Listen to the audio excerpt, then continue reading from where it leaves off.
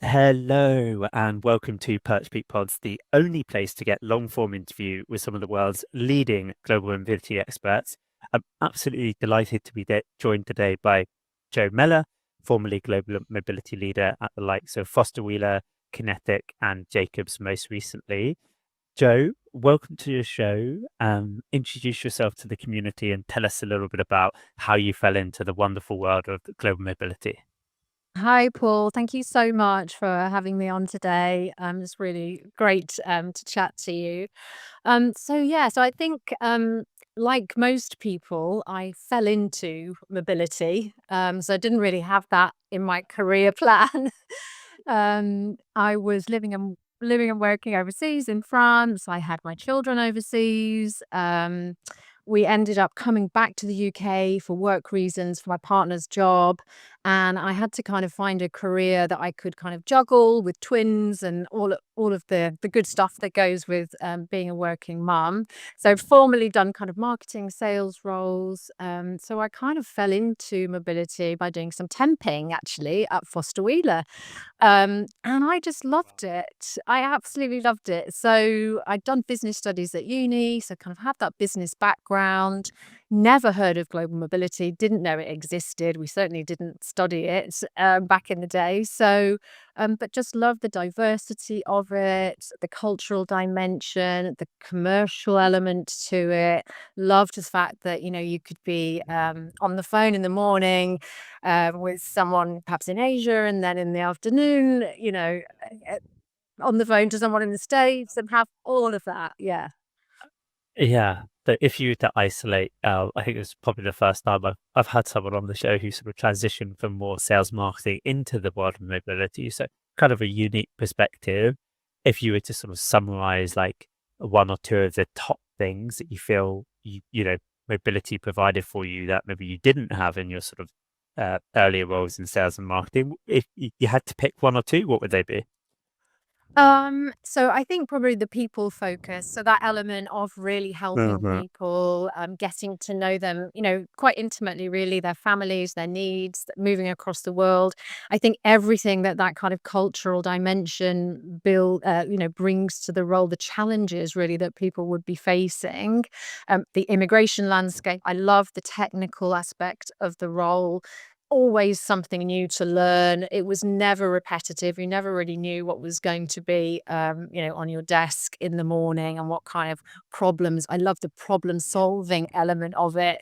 It's like this massive jigsaw, isn't it? And you're trying to put the pieces together to get this person from A to B at this time with all of these connecting parts. So just that overall complexity and variety, I think I would say. Yeah. I love that. Yeah, and it's so true because I still don't think they teach you global mobility in any business studies degrees, truthfully, but it's so complex, and that ability to actually feel like you're tangibly helping people every day is not something you see in sort of every department, so to speak. So not to be sniffed at all. Oh, and so let's go on to, so you worked at Foster Wheeler and Jacobs, two engineering giants. And I know you've one of the key aspects of both programs was lots of project driven mobility. Tell us a little bit about some of the unique challenges of those project driven relocations and set the scene for what that means.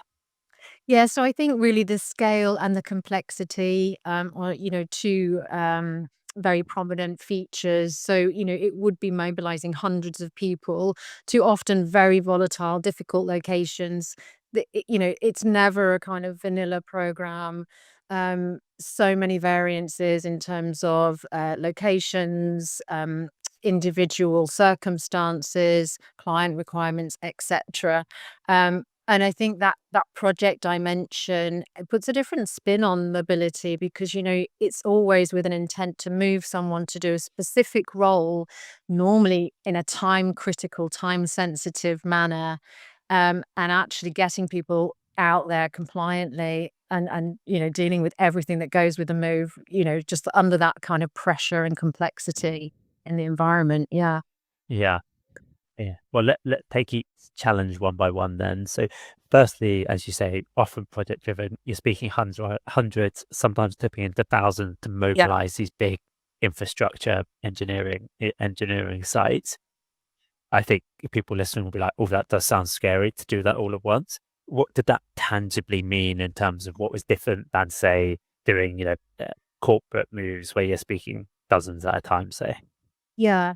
So I think the planning phase is really the key thing. And obviously that's challenging. So what you tend to find in engineering companies is you have a lot of quite entrepreneurial people working with the commercial Hmm. teams, going out and actively pursuing work and winning work. And it's really critical to get in at that planning stage up front so that you can really facilitate the moves later on down the line smoothly so that you can get accurate costings, etc. And I think, just the volumes of people going, you really have to be accurate with those estimates and the time frames, but also I think be flexible. So, there's always going to be a need, I think, to, have that kind of policy framework, but also have flexibility within it because the client is really driving those moves. The client is always king in those circumstances. And quite often Yeah. we'd be partnering with, JV partners, other contractors. So again, that would add this layer of complexity and comparison, going through those iterations. Yeah. Then let's set the scene then for a classic project-based move. What would you say a sort of a classic setup is? A client is paying the engineering company to help build a big wind farm somewhere or repair a big infrastructure project. Is that what we're talking about here? Yeah, definitely. So quite often it would be, or sometimes it would be the construction element itself, but often it might be at the design stage. So it might be to send a team of project managers with designers out to do that kind of front end engineering design up front. And quite often the projects would be won in phases. So the commercial team would be bidding for a specific phase, perhaps the design Hmm. phase, and then there would be a reevaluation and, another phase where we would bid again for, the second phase, which Hmm. might be the construction. So yeah, quite complex. Also multiple locations. So getting used to the fact that it's not always about sending one team to one location. You might have to plan for them to be in Dubai for part of the design team phase, but then maybe the construction phase might be in Saudi Arabia or, even in a different continent, and planning those kind of back-to-back moves. Lots of kind of short-term assignments were quite common at the beginning of Hmm. the phase and then leading into longer term assignments. So again, coming into that planning and detail, really important. But yeah, the types of work, I I love mean, that. yeah, the types of work that we did, I mean, that was one of the fascinating things about working for engineering companies. So the scale and the scope of projects, um, was just Yeah. the variety, Yeah, it is crazy. yeah, yeah, yeah, It's yeah, crazy, and like the and what one looking forward to digging into actually how you execute on it. But take a step back. You mentioned the getting in there yeah, when the bid team is bidding. yeah. So like so often we've had people come to us and say, "Hey, you know, oh, all of a sudden we've got to relocate 400 people here," and they haven't put it in the budget up front when the bid team's won, and then you go to the client and they're like, no, we're not going to pay for it now. It's not on the budget, and it's not been thought of up front, Mm. so to speak. Sounds like you did a good job overall of trying to find out who are these entrepreneurs that are bidding for these projects. That can be hard at companies of tens of thousands of employees. So how did you try and sort of figure out who are the leaders that are leading on these bids and make them aware that mobility exists and this will be a big part of your you know budget ultimately when they're costing things?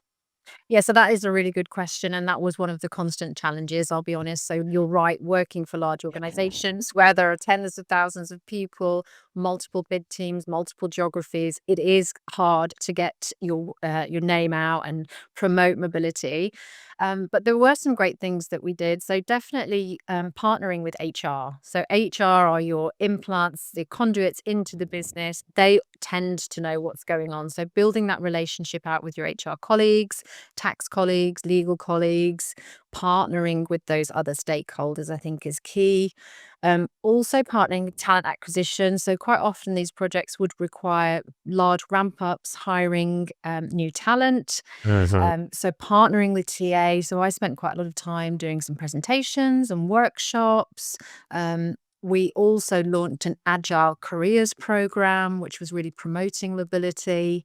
So using really your partners, I think, and any opportunity really No. to promote in a kind of soft way, the usefulness of mobility and why people should use mobility. And I think one of the key things actually that I found really useful was using that safety element. So in engineering, there's always this mantra about Mhm. keeping people safe. So, managing to kind of frame mobility within that environment of, this is about keeping your employees safe, making sure they've got the right visas, the right tax paperwork, the right compensation, treated fairly, and, trying to leverage that kind of safety culture as well was really helpful. Mm. I love that. So rolling it up to sort of core company values to justify it. Tell me, you mentioned there that you try and get FaceTime in with relevant partners across the org. You mentioned some trying to do presentations with them there. What are you going through in those presentations? I'm a aspiring GM leader, and I'm thinking I'd love to do those presentations. What were the contents? Yeah, no, great question. So variety of different things. It was quite often it was just an opportunity to kind of plug what we were working on. So we're doing lots of Hmm. transformation initiatives. So it was really kind of making people aware of mobility, what was going on, but also partnering with some expats maybe who had had some travels overseas, getting their feedback, doing some fireside chats, those types of things. Also lunch and learn sessions. So we had some really neat cultural awareness type tools, specifically at Jacobs, Mm. where you could map your cultural profile against the profile of the culture that you're going to, and against the Jacobs culture as well. And so we did quite a few Oh, exercises wow. like that. And some kind of teams workshops where people could, map their own culture, and then we'd evaluate how they sat, and getting different stakeholders across the globe, just making it fun and exciting, really. Yeah, yeah. Well, you've got a rich subject matter with Yeah. mobility, so you have that opportunity to make it fun and exciting, and so you've raised the awareness. People sort of know that mobility exists. Ideally, then the person on the bid comes to you and say, "Hey, Joe, I'm pitching for this big piece of work in Morocco or whatever," and then you go, "Okay, great. They're looking for a cost from you ultimately, to put in the budget." How did you even try and go around budgeting for these relocations to pretty remote locations with often quite uh, vague requests, like maybe we'll need them to go there for 6 months or 12 months. It's not always definite. How did you go through that budgeting process at the bid phase? Yeah, so I think always caveating the cost estimates with "this is an estimate." I Yeah, would underline that. yeah, yeah, Um, yeah. Obviously using the tools and technology that we had at various stages, we had different platforms, etc. It's always difficult to provide that kind of detail, but we did use some great data providers for the raw data. We had host HR teams who would Listen, validate some of that data. We had external partners for tax, who again would do the tax estimates and all the compliance costs. So we kind of had some, eventually, once we kind of got technology investment, we got some neat systems really to fairly much automate the cost estimates. But I think that key thing is always going through them with the project manager and trying to explain what they actually mean, because it can be a bit of a shock when they see the numbers. Um, you, yeah, and they probably haven't anticipated. And of course, then you get into a conversation which turns into a bit of a negotiation. So trying to kind of identify the core policy elements, make it high level enough that you're not going to go down a rabbit hole, but also detailed enough so that they've got enough costs. And ultimately, they would Mm. generally use that cost estimate to develop a multiplier, which they would then add on to the individual's hourly rate and then charge the client. We did have some projects which were fixed cost reimbursable, so that was a different mechanism. So just having that awareness of which projects you were supporting really with the cost estimates is important. I think probably later stages, kind of validating and updating those costs during the assignment. That's something I think probably a lot of Yeah. organizations are challenged with, because Struggle. it's all very well saying, oh, this is your housing budget, but actually what did the individual end up spending, and tracking the exceptions and things like that is challenging. I don't have a magic Yeah. answer for that. Yeah. So let's role play then, Joe. So I'm the leading on the bid, and you've just presented me with the cost estimate, and I'm going, what is that? Why is that number so high? Which line item of the cost estimate did you see people push back on most commonly? Oh, well, I think the tax actually, to be honest, because they quite often they didn't True. really well, the tax is a huge cost, let's face it, and the tax equalization Yeah. programs, generally, that was a huge cost, and the compliance fees associated with it. And then getting into those conversations, well, I don't really understand why the tax is so expensive. I pay tax in the UK, and why would it be, 3 times the amount? And understanding tax equalization, I think that was probably one of the line items that was more challenging to explain, for sure. I think other items like housing, schooling, because if you've got a good data provider, you've got that data behind it, it's much more explainable, isn't it? And visible. So, yeah. Yes. Yeah, yeah. And people, it doesn't, yeah, that makes sense. So it's just the fact it's so much more to tax equalize someone than to Yeah. pay tax. It's kind of is conceptually a bit, a bit of a challenging one. And then, okay, so you get it off the ground. Tell us about some of the remote locations, because that is, you know, these can be tough projects in terms of, it's not like there's loads of providers or loads of corporate housing there or loads of, ready-baked shipping companies or loads of schools offered. How did you go about trying to be creative with supporting people to some of these more challenging locations? Yeah, no, that's a great question. So some of our projects were, in the middle of the desert, for example. So even, in Oman, it was never in Muscat. It was, a 10-hour drive from Muscat across into the desert. How do you compensate people for that? Very difficult, really, because there isn't really any data. Mm, Oftentimes in those locations, the client would be providing accommodation. It would be a kind of camp setup. But of course, understanding then the hardship element was challenging because not all data providers, have that kind of nuance. So we have within our policy framework kind of additional uplifts that we could add to packages for extreme danger or extreme hardship. But we would always start with our mm, data provider and use data that we could evidence, I guess, in the first yeah. place. Yeah. Mm. And I think one of the challenges with these types of moves is, as you mentioned, ultimately, one way or the other, the cost is going back to the client. How did you try and, you're really managing your bid team for the client in a way. How did you try and navigate client expectations and, when they sometimes think, oh, you're just trying to make extra money here? Um, yeah, so it depended on the client in terms of how, I guess particular they were. So we did have some clients who would literally ask for invoices and receipts and, justification. Again, sometimes those clients didn't really understand tax equalization. So that is challenging. All you can do is show them the policy and obviously provide substantiating receipts. I think it's funny because in different organizations, there was kind of a different culture. There were some organizations that really wanted to pay premium to the expats, and then they would say, well, it doesn't matter whether it's above policy because, the client's paying.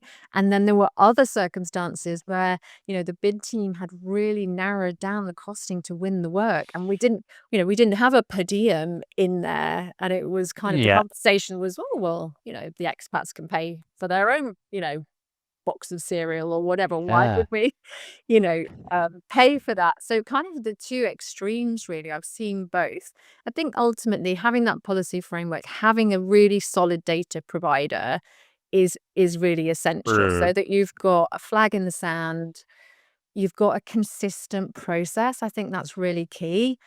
So you're not reinventing the wheel Yeah. every time you do a bid summary. So giving that data, giving that evidence, is really important. But different culture, different clients, very challenging. For the operations team Yeah. sometimes to manage that relationship. Yeah, I love that having the data to be able to stand behind what you said. It's not just, sort of a finger in the air, or it's not crazy, just, hey, this is what it costs and we've tripled it because we want to make some extra margin on it. It's like, okay, this is justifiable Yeah, based on rock solid data. So yeah. it's so important. I mean, in any mobility, but particularly in that context. And then what about your own partners? You mentioned sometimes that housing would be provided for, etc. What about situations where it wasn't necessarily provided for, you had challenges? How did you go? I'm sure you've seen instances where there's been challenges with schools or housing or whatever, and how have you creatively tried to get around that? Yeah, I mean, again, great question. And quite often, there were shortages in supply, even in Europe, well, particularly in Europe, I would say shortage of housing, short-term accommodation as well, very challenging. So I think having a really good relocation vendor is key to support you so that you understand where you're sending that person and what the restrictions might be. Having really great destination service providers linked to that vendor, ideally who, can provide that service locally is really key. I think also setting the expectations of the expats, because I think people, particularly maybe coming to London, think everyone can live in Chelsea and that, because they've watched Made in Chelsea on TV and they think that's where we all live. And then, realizing that their budget is not going to stretch to that, and actually, they are going to have to use the train and the tube to get to the office and things like that. So I think, yeah, a combination of things there. And yeah, it's accommodation is always a tricky one, isn't it? Because it's very visible. So you have to have that fair, that consistent policy. You have to have the data. But, then again, in some locations, it's just challenging to get accommodation, full stop, isn't it? And, you know, Yeah. expats maybe just don't have as much choice as we would like, to be honest. That's Yeah. just the way it is. Yeah. Uh, Exactly. And how would you set up these assignments? You mentioned, they might start as short term, eventually go on to long term. Would you ever use permanent transfers at all? How did you decide sort of which move type was most appropriate for which project? So we did have permanent transfers. We did have, Yeah. one-way moves, as we call them. We had a lot of international hires as well that we supported, and then we had our traditional short-term, long-term assignments. So it really depended on a few things. I think the individual circumstances, the type of project they were going into, the location they were going. So we did a lot of one-way moves into Australia, for example. People tended to go onto the local payroll in Australia. There were all sorts of corporate tax reasons, I think, within Asia where that's sort of preferential. The immigration was fairly straightforward. So yeah, it kind of depended on, I think, the project, the location, and the individual circumstances. We did have some really top talent, some really rare talent, and we would have moved heaven and earth for them. So it was really, what did they want? And then there were perhaps the more regular Mm. assignees where it was much more kind of consistent in terms of, this is going to be a tax equalized assignment, or actually for this project, because the margins are so tight, we're only offering, one-way transfers, local hires, because, the margins are tight, and Yeah. that's how we've won the work. So yeah, a Yeah. variety of And triggers really. what, yeah. One question it's interesting that you saw both approaches based on margin. How much of an impact did you see it have on people's willingness to take the move, whether it was done as a one-way transfer or as a tax equalized assignment? Yeah, so I think we had a kind of more of a career-driven program, where people, if they were really instigating the move themselves, we would expect them to go on a transfer basis, transfer to the local payroll. We might give them some health insurance or some tax support. Maybe we'd pay for flights, but apart from that, it would be pretty much, you were on your own if it was self-driven. We did have a short-term policy for more junior employees, which was more of a career development program. That was 6 months, tax equalized, low cost program, I would Mm. say, not no cost. There's never a no cost program, Yeah. but that was really for the junior assignees, to get that kind of international experience. And then I think in between that, where it was a large program, we might have 100 tax equalized assignees, but also on that program, you would have a lot of international hires who had been recruited straight into that Mm. entity. You'd have a variety Yeah. of types of, moves really. Yeah. And you mentioned up top compliance and rolling it up to sort of duty of care. What we often see with project-based moves is, a bunch of people start traveling during the bid. Then there's like the bid is getting close, so people are traveling again. Then it's maybe confirmed, and by the time it even gets sort of ish confirmed, people have already actually been in country for a while and sort of accruing days there. How did you just try and keep track of everything from a compliance perspective to sort of make sure that people were, I guess, paying taxes and had their immigration in a compliant manner? Yeah, and I think that's a really challenging area. And I think most organizations with a lot of employees, people are going on business, they're not aware necessarily that they're going to trigger immigration and tax requirements. More latterly, we did look at technology solutions. We actually implemented a solution which was a fragment tool, nomadic. That was great for posted worker notifications, particularly, and short-term immigration requirements. It also had some data that we could kind of report out and share with tax. The tax piece is always going to be a little bit more reactive, and obviously you can catch up on your tax, but obviously the Of course. immigration and your A1 certificate, most important. And I think in Yeah. some ways, being a kind of engineering company where people were going to site, quite often the clients would have a requirement that people had their A1 and their posted worker before they were allowed onto site. So we did get some Mm. traction from that in terms of getting the message home. But honestly, it is challenging. I think most organizations struggle with it. Yeah. I mean, so there, what I'm hearing is, yeah, it's great if the client insists that it's a non-negotiable. You've got to have the paperwork. What other tactics did you try to use to sort of raise awareness that, hey, you should be getting these A1s before you travel? Like this is an art of thought. Like, did you have any comms that worked well, training sessions, stakeholders that you found influential? Yeah, so I think HR were our key partners here because quite often HR would get the questions and then they would come to mobility for the solutions. So I think empowering HR with the solutions such as the technology or the knowledge about A1s was really important because they tended to be kind of at the front Mm. line on that. Also doing some presentation and awareness sessions with the bid teams, and that always went down well. And people were quite genuinely didn't understand the rules. So getting that message out by doing the Yeah. presentations and workshops, giving them the tool and technology to support the process, and doing that, I think worked well. But honestly, I think it's just because of the complexities of the environment and the changing requirements as well, just keeping the business up to speed was a full-time job as Mm. well. So relying on your Yeah. partners really to update you, and then you can update the business is really essential.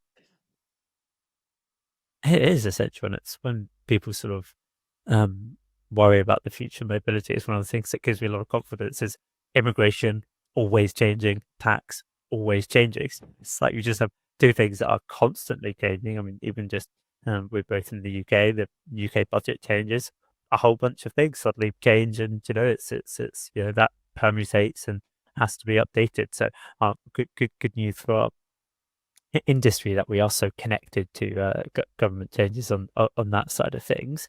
Um, just to go back to remote locations, often what that comes with is hardship allowances, as you say, and occasionally crisis and crisis management.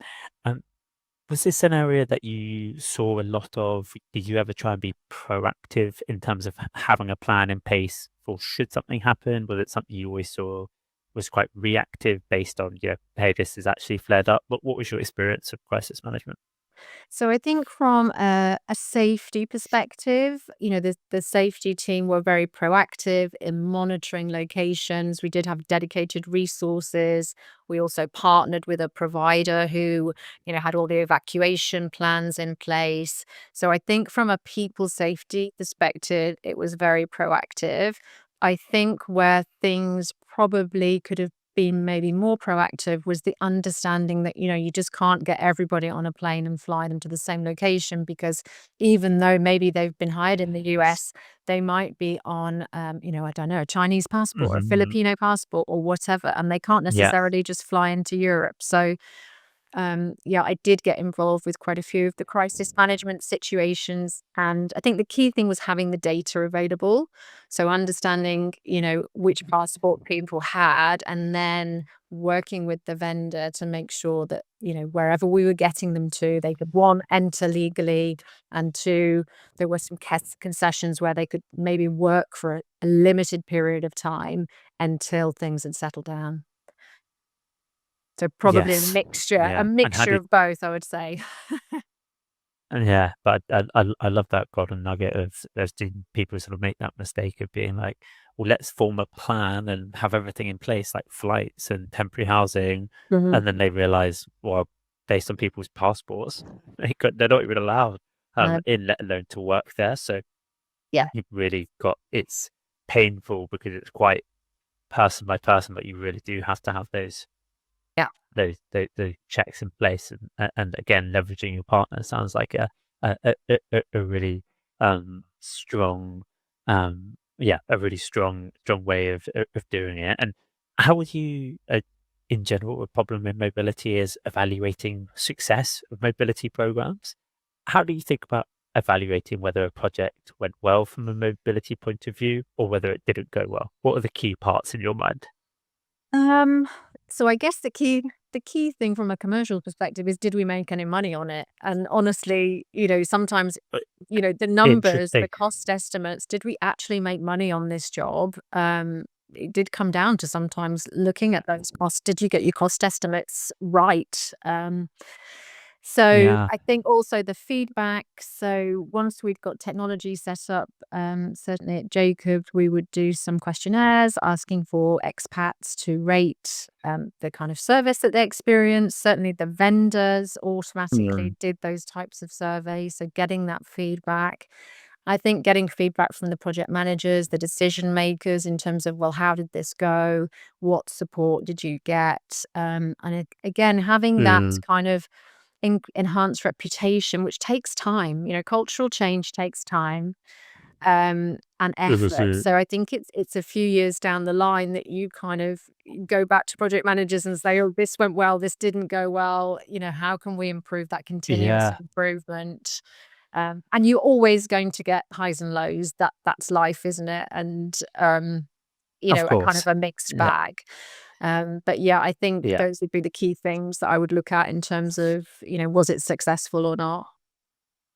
yeah. Well, but I love that with project-based moves, it's like there normally is a revenue specifically attached to that project, Yeah. and so you do have that, "Hey, this is what we expected, and this is what actually happened," in a way that you don't often for a straight commercial move. So you Yeah. can actually tie it in, and shows the importance of that data and verifying that with as many people as possible, Yeah. And balancing it before at going live. I think balancing it as well, Paul, in a lot of our contracts, had penalties if we didn't have people there quick enough. So sometimes the work had been bid on Mhm. having a team of specialists in location for this number of hours, and if we weren't delivering on that, Yeah. there are penalties associated with it. So that kind of mobilization Mm. phase, how quickly, did we meet those targets? Were they achieved, Yeah, or did we suffer penalties? Again, that's a that's it. good metric. Yeah, yeah.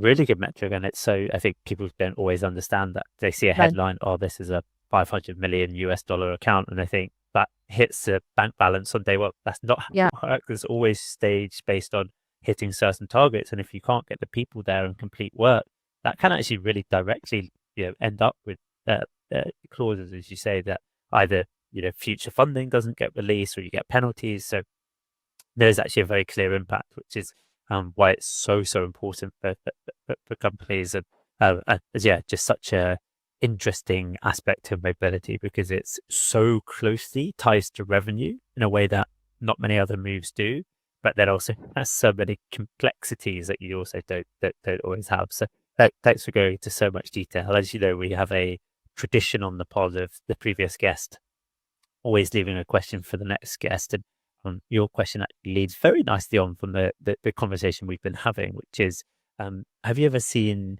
any cultural faux pas during international assignments that have just been really like something that seemed normal in the host country, but just ended up being a sort of a miss where they were on assignment?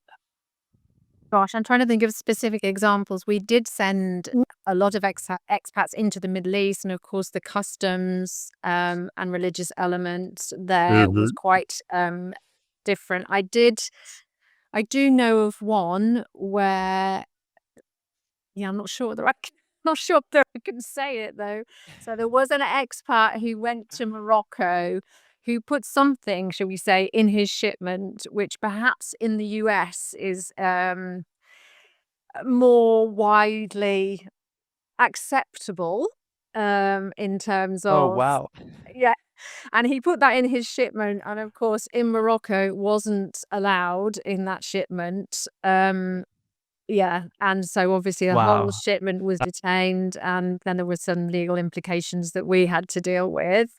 Oh, wow. So even though it was on the Yeah. list of banned items, shall we say, they did put it in their shipment thinking it wouldn't get checked, and Oh, it did get checked. gosh. So that was kind of, yeah, I won't go Oh, into specifics, but it was definitely a it's just but cultural awakening for, yeah, and I I know. guess, Well, I Middle yeah. East, different culture. Yeah. So, Yes. Well, I love that, just the fact of always managing people's expectations, that these ban lists, they're not there as like a sort of something to test against.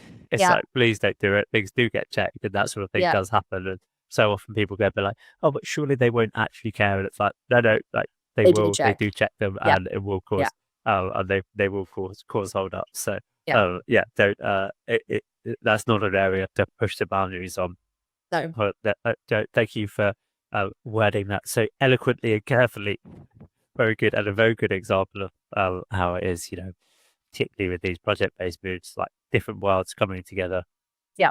But very, very, very exciting. And thank you for dropping so much knowledge. It's such a complicated area of mobility, and not an easy one to get right. But you dropped some real wisdom for us today. So thank you very much for coming on, and see you on the show again soon.